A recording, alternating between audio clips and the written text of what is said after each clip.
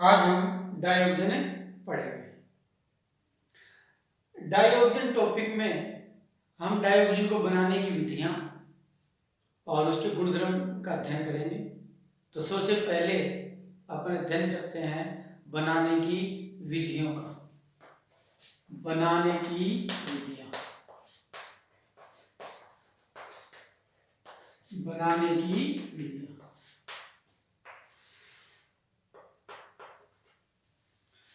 Dioxin को निम्नलिखित विधियों से बनाया जा सकता है, जैसे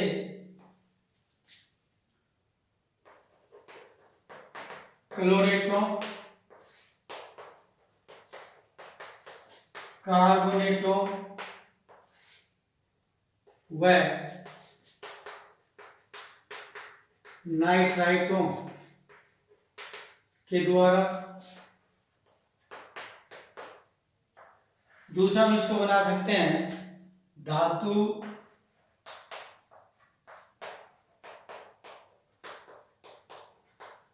ऑक्साइडों के द्वारा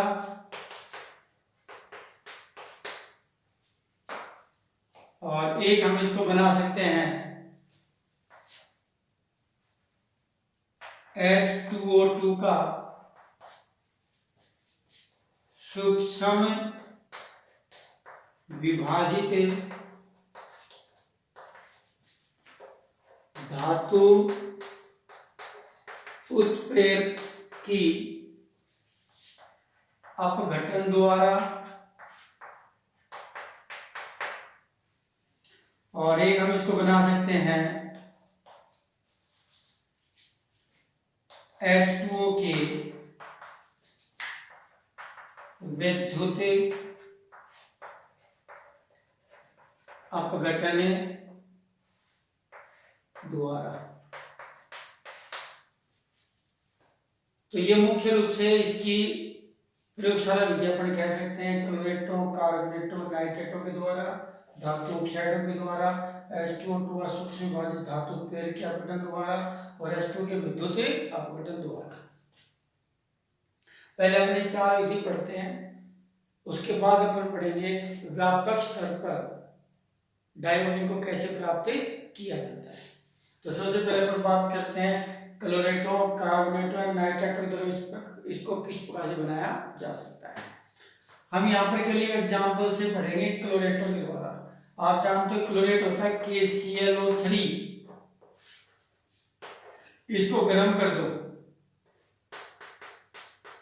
MnO2 उत्प्रेरक की उपस्थिति में, तो क्या होगा, इसका अपघटन हो जाएगा, यहां से KCl बाहर निकल जाएगा 2KCl और यहां से 3O2 जो है वो निकल जाएगा।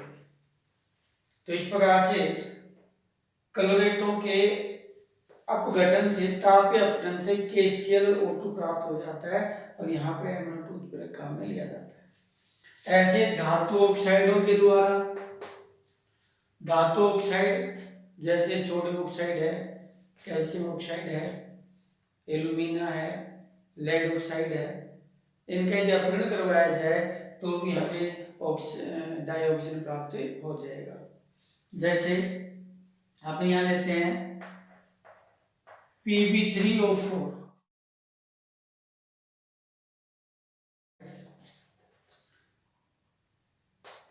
तो ये बनता है PbO प्लस O2। Pb3O4 को जब अपघटित करवाया जाता है तो PbO प्लस O2 बनता है। तो इस प्रकार से लेड ऑक्साइड टूट गया किसमें, डायोक्सिन में और लेड ऑक्साइड। इसको बैलेंस करके अपन देखना चाहें तो बैलेंस करके देख सकते हैं, तो ये बैलेंस हो गए। ठीक है, ये बैलेंस हो, यहाँ पर 4 टू 8 है ऑक्सीजन, 6 हो गए, 2 हो। तो इस प्रकार से धातु जो ऑक्साइड होते हैं उनके अपघटन से इसको बनाया जा सकता है। और एग्जाम्पल ले सकते हो आप, जैसे HCO है, इसको ब्रेक कर दो गरम करके, जिससे 2Hg और प्लस में O2 बाहर निकल जाएगा। तो इस प्रकार से धातु ऑक्साइडों के अपघटन से इसे बनाया जा सकता है। अब बात करते हैं अपना H2O2 का सूक्ष्म भाजित धातु उत्प्रेरकी अपघटन। तो इसमें जो पेरोक्साइड होता है H2O2, उसको जैसे प्लेटिनम है, निकल है, इसकी उपस्थिति में आप गर्म करोगे तो H2O2 जो है ना वो ब्रेक हो जाएगा किसमें, H2O प्लस O2 में। इसको क्या कर लेंगे, बैलेंस कर लेंगे। ठीक है, तो H2O प्लस क्या बन गया, O2 बन गया। तो इस पेरोक्साइड से भी अपन O2 प्राप्त कर सकते हैं। एक होता है H2O के विद्युत अपघटन द्वारा, H2O के विद्युत अपघटन के द्वारा। इसको समझने के लिए मैं ग्राफ डायग्राम लेता हूं। ये इस प्रकार से सेल होता है, इसमें ये क्या होता है, कैथोड, और ये क्या होता है, ये होता है एनोड। नीचे लिख देता हूं, ये एनोड। इसको हमने क्या कर दिया, एक सेल से और एक किसी को जोड़ दिया। इसके अंदर हमने क्या भर दिया, वाटर भर दिया। अब देखो, अब H2O जैसे इसके अंदर हमने भरा है, इसमें इलेक्ट्रिसिटी पास होगी क्योंकि हमने एक बैटरी जोड़ दी। ठीक है, तो जैसे हम यहाँ बैटरी जोड़ देते हैं और सर्किट को ऑन करते हैं तो क्या होता है, इसमें H2O जो है वो ब्रेक होना स्टार्ट हो जाता है, टूटना स्टार्ट हो जाता है। यानी H2O ब्रेक होगा किस प्रकार से, 2H पॉजिटिव और O2 नेगेटिव। तो यहाँ पर आप देख रहे हो जो H2O ब्रेक हो रहा है 2H पॉजिटिव और O2 नेगेटिव में।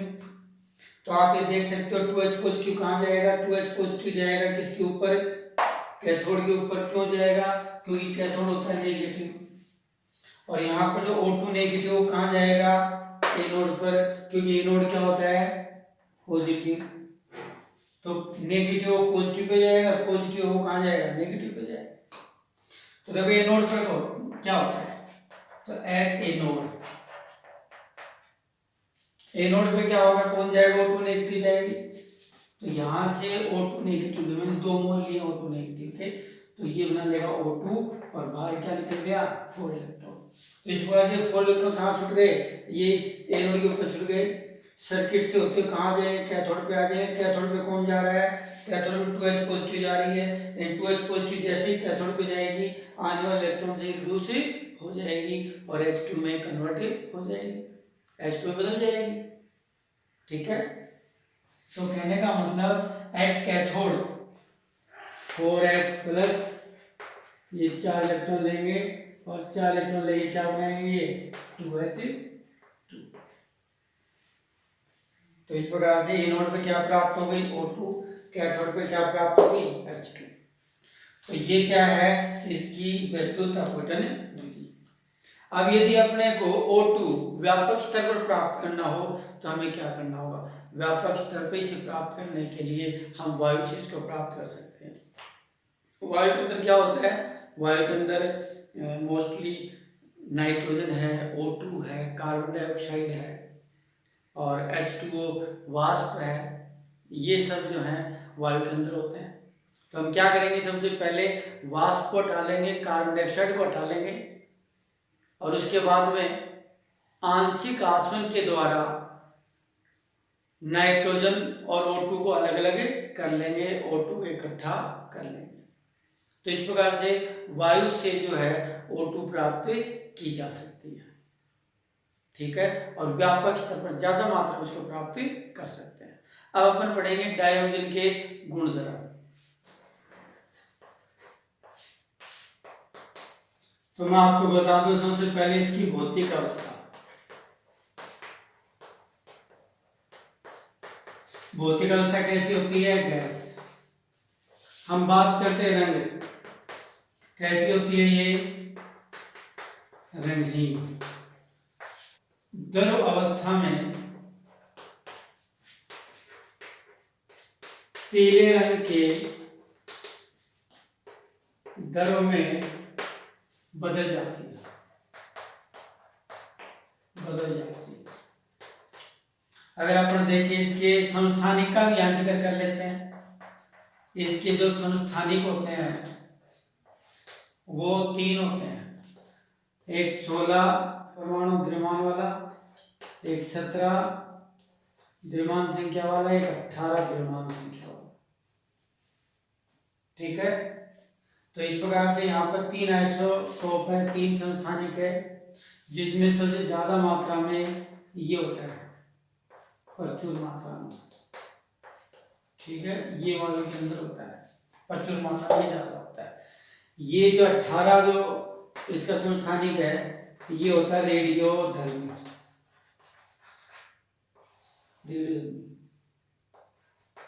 ये होता है रेडियोधर्मी। और इसका उपयोग क्या होता है?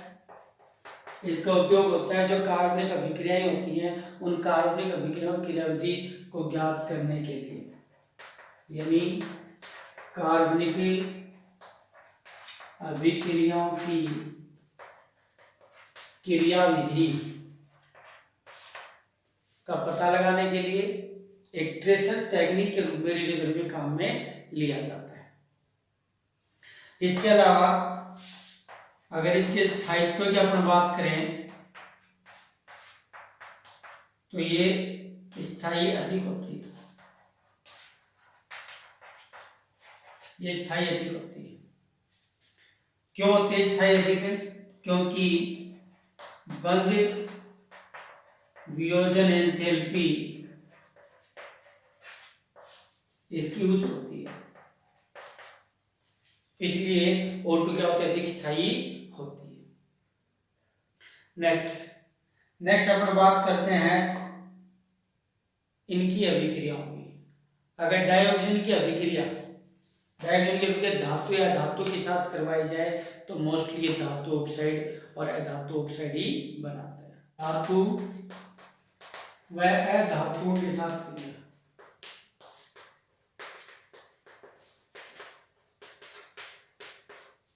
धातु व अधातु के साथ क्रिया। तो धातु व धातु के साथ क्रिया करवाएं तो ये मोस्टली धातु ऑक्साइड बनाते हैं, धातु ऑक्साइड बनाते हैं। जैसे Mg के साथ रिएक्शन करवा दो, Ca के साथ रिएक्शन करवा दो, सोडियम के साथ आप रिएक्शन करवाओ। ठीक है, और भी आप एग्जांपल ले सकते हो, P4 के साथ आप इसकी रिएक्शन करवा दो। ठीक है, P4 क्या है? ये अधातु है, तो इसके साथ आप रिएक्शन करवा दो। ठीक है, तो अब जैसे मैं बात करता हूँ मैग्नीशियम की, आप O2 के साथ रिएक्शन करो, क्या बन जाएगा? MgO बन जाएगा, क्योंकि क्या बनेगा? MgO बनेगा। इसका फॉर्मूला बनाएंगे तब, फॉर्मूला कैसे बनाते हैं वो आपको मालूम ही है। Mg2 पॉजिटिव, O नेगेटिव है तो इसको क्रॉस कर देते हैं, जिससे Mg के नीचे ये 2 लगा देंगे तो Mg2 हो जाएगा, और ये 2 चले जाएंगे ऑक्सीजन के नीचे, यानी 2:2। इसका मतलब 1:1। अपन क्या कह सकते हैं? MgO। ऐसे इसके फॉर्मूले तैयार किए जाते हैं। ठीक है, तो यहाँ क्या बन गया? यहाँ पर 2MgO बन गया। इसी प्रकार से यदि अपन बात करें कैल्शियम की ऑक्सीजन की, तो इसकी ऑक्सीजन स्तर +2 और ऑक्सीजन की -2 है, तो क्या बन गया? CO बन गया।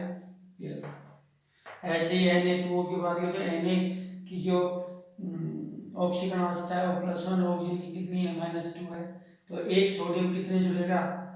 आधे ऑक्सीजन से जुड़ेगा। तो अपन ऐसे दिखा सकते हैं, +1 है, ये -2 है। तो यहाँ देखो Na2 हो गया और O अकेला हो गया, क्योंकि ये जो ऑक्सीजन अवस्था है वो के नीचे जाती है, ये ऑक्सीजन अवस्था Na के नीचे आती है, तो Na2O बन गया इसका फॉर्मूला। तो क्या बन गया? ये Na2O बन गया। तो इस प्रकार से, और यहाँ क्या बन जाते हैं? सोडियम ऑक्साइड बन जाते हैं। अब अपन बात करते हैं P4 की आप रिएक्शन करवाओ, P4 की यदि आप रिएक्शन करवाओगे तो यहाँ क्या बन जाएगा? P4O10 बन जाएगा, फॉस्फोरस पेंटॉक्साइड। कार्बन भी ले लेते हैं, चलो कार्बन रिएक्शन O2 से करो, क्या बन जाएगा? CO2 बन जाएगा। तो इस प्रकार से धातु या धातु के साथ रिएक्शन करके डायरेक्ट क्या बनाती है? ऑक्साइड से बनाती है। इसके अलावा कुछ ऐसी रिएक्शन भी है ऑक्सीजन की जो उत्प्रेरक की उपस्थिति में होती है,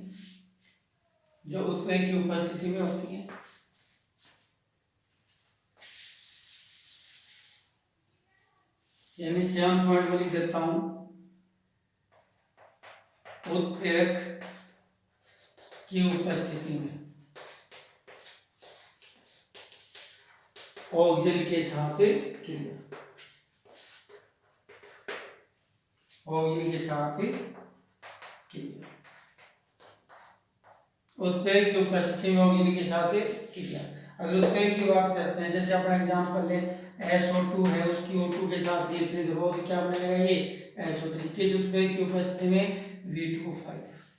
ये जो स्टेप है, ये एक्चुअल में जो संस्पर्श विधि है,